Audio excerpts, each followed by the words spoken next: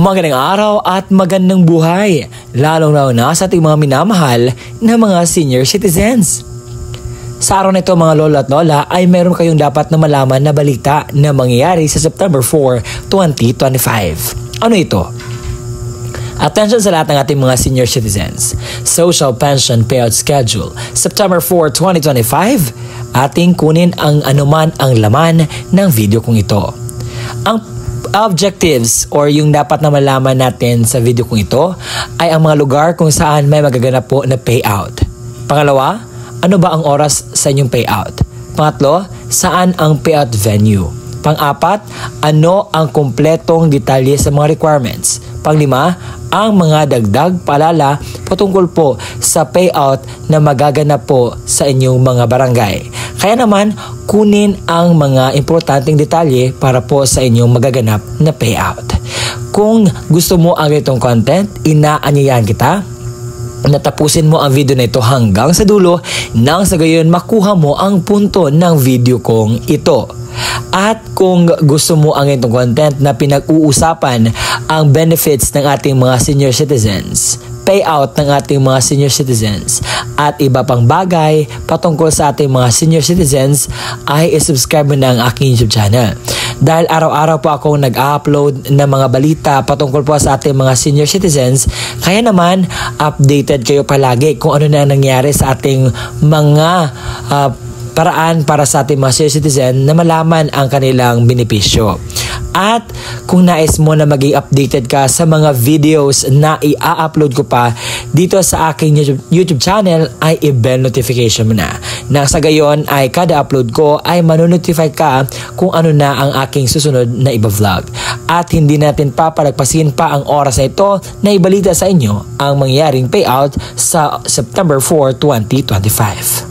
Ang una sa ating listahan ay ang OSCA ng Carmenians sa Barangay Tambad na may 109 pensioners, Barangay Cadiz na may 149 pensioners, Barangay Macabinban na may 88 pensioners, Barangay Malapak na may 353 pensioners, Barangay Lilyongan na may 408 pensioners, Barangay Kimadzil na may 153 pensioners, Barangay Bentangan na may 139 pensioners, Barangay Kibuotongan na may 245 pensioners, Barangay Manili na may 109 pensioners, Barangay Aroman na may 212 pensioners. Ang inyong pong payout venue ay magaganap po sa covered court. At umaga po lahat ng inyong pong payout na magaganap. Ang total po ng mga senior citizens na mapipayout sa Carmenians or sa Carmen ay 1,965. Kasunod po dyan, ang City Social Welfare and Development ng General Santos City dahil sa September 4, 2025 ay meron pong magaganap na payout sa social pension sa kanilang mga barangay na may total of 15,718 pensioners. Sa Lala Evacuation Center, Lanipao, alas 8 hanggang alas 5 po ng hapon, ang payout sa September 4, 2025. Sa Lingkayaw Covered Court, ito po yung mga barangay na magpipayout. Barangay Ibuan, Barangay Balunggagan, Barangay Maningalaw, Barangay Lingayaw. At iyon po ang kompleto po na mga mapipayout. Sa probinsya ng Cagayan, sa munisipalidad ng Igiig, sa September 4, 2025, alas 7 hanggang alas 9:15 ng umaga, ang payout po ninyo sa Minanga Norte Gymnasium. Ang kasunod na lugar na mapipayout ay ang San Vicente Senior Citizens sa September 4, 2025, alas 8 po ng umaga, magsisimula po ang inyo pong payout. At saan po ba ito magaganap? Ang payout sa San Vicente Barangay Gymnasium. At sa Office of the Senior Citizens Affairs ng Dunsol ay sa September 4, for 2025 ay magganap po na payout sa inyo pong mga barangay at pakicheck lamang po sa inyong barangay na malapit sa inyo nang sa gayon po ay makuha ninyo at malaman ninyo kung ano na po ang ganap at sino-sino po ang mga tao na kasali po sa magpipayout sa bukas September 4, 2025. Ang panghuli po sa ating listahan ay ang Cordon Isabela sa September 4, 2025. Ang inyong payout venue ay magaganap po sa Barangay Hall at ang status po dito ay ongoing. At yun po ang kumpletong detalye na nalaman ninyo po ang lugar, payout venue at payout time sa magaganap po na payout bukas September 4, 2025. Legit po ba itong mga schedule nito? Yes po. Lahat po yan ay legit and you can check your barangays if nagsasabi ako ng totoo o hindi. At balikan nyo ako, mag-comment kayo kapag hindi yan totoo. Lahat po ng ito ay may resibo at lahat po ito ay mangyayari po. Yan naman, kayo na ang bahala dyan kung maniwala kayo sa hindi. Basta sinasabi ko lang yung totoo. Sir, bakit hindi po namin makita ang aming barangay sa iyong vlog? Ano po yung dapat namin gawin para mas updated kami? So, ang dapat po ninyong gawin ay una, pumunta kayo sa pinakamalapit na barangay sa inyo at alamin po ang status ng inyong payout. Kung ito ba okay na or hindi pa, kung ano yung dapat ninyong gawin patungkol dito. Ganyan. So, sir, para po malaman namin ba ano yung dapat mong mas advice. Okay. May dalawa pong pamaraan kung paano po tayo digest po ng ito. May mga barangay na modern. Yung ibig sabihin ko, sila po ay napopost dito sa online at kinukuha ko po yung schedule at pinopost ko, vlog ko para po ma-inform kayo. May mga barangay naman po na hindi sila napopost dito sa online. Ang ginagawa nila, napopost sila sa kanilang barangay para po makita po ninyo ang kumpletong listahan. Kaya naman, pumunta kayo sa pinakamalapit na barangay sa inyo at i-check po ang status. Baka hindi na po kayo kasali, baka kasali po kayo sa revalidation. Yun po. Lahat po ay gawin ninyo para po hindi po kayo mawala po sa updates sa inyo pong pension sa social pension. At matanong nyo din kung kailan ba, ano bang ganap. At ito sa akin po ay mga schedule lamang po ito kung kailan. At yun po, sa puntong ito, ibibigay ko na ang kompletong detalye ng mga requirements na sa ganyan ay meron kayong idea kung ano yung dapat ninyong gawin before mag-payout.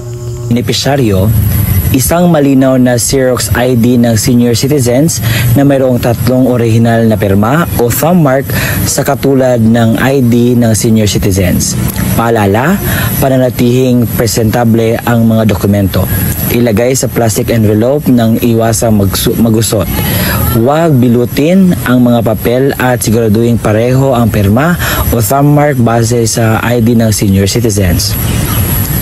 Kung authorized representative ng senior citizen o benepisyaryo ang kukuha ng pensyon, isang malinaw na Xerox ID ng senior citizens na mayroong 3 original na pirma o thumb mark sa katulad ng sa ID ng senior citizens. Authorization letter na nagmula sa MSWDO, CSWDO, or OSCA na mayroong original na pirma ni na MSWDO, OSCA, senior citizens at authorized representative.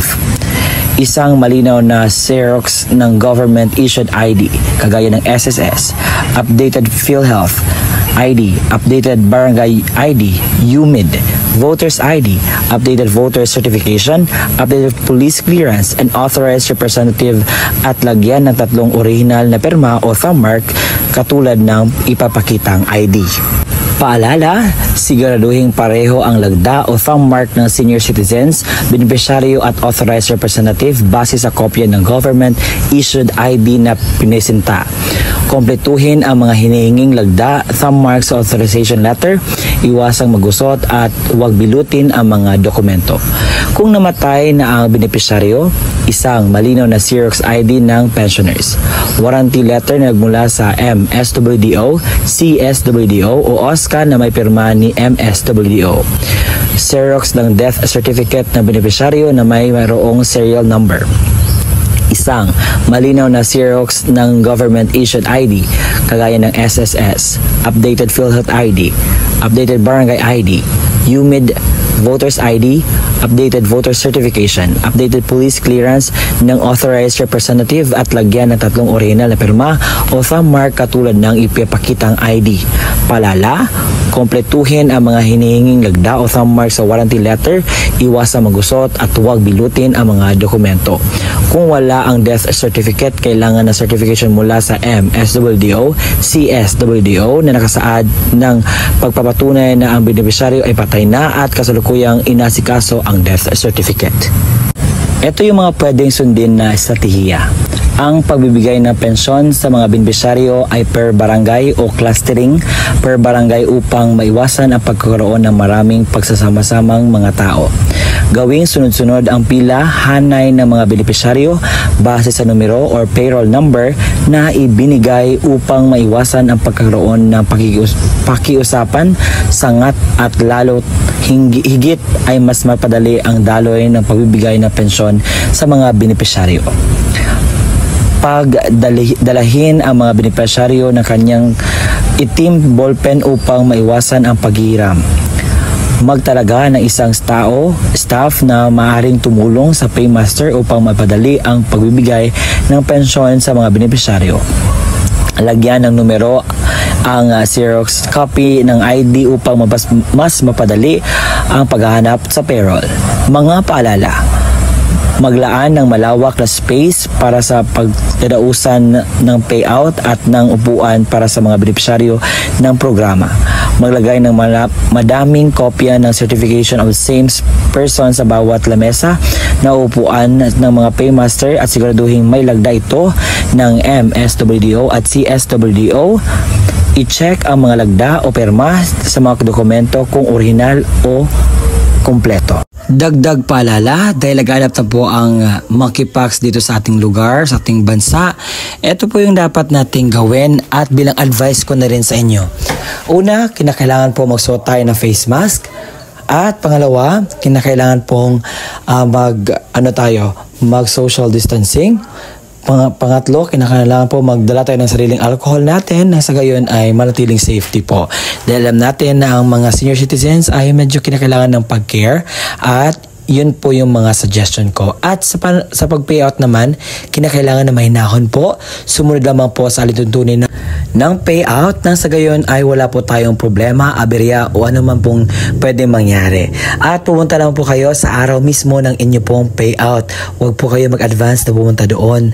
Dahil po, kung sino yung nakaschedule talaga, yun lamang po ang makakuha ng kanilang payout. At kinakailangan kompleto din ang requirements pagpunta doon. At kung kinakailangan ninyo ng tawag dito kasama or assistant, so pwede niyo po magdala. At yun po ang vlog natin for today na sana'y nakuha na niyo po ng aral.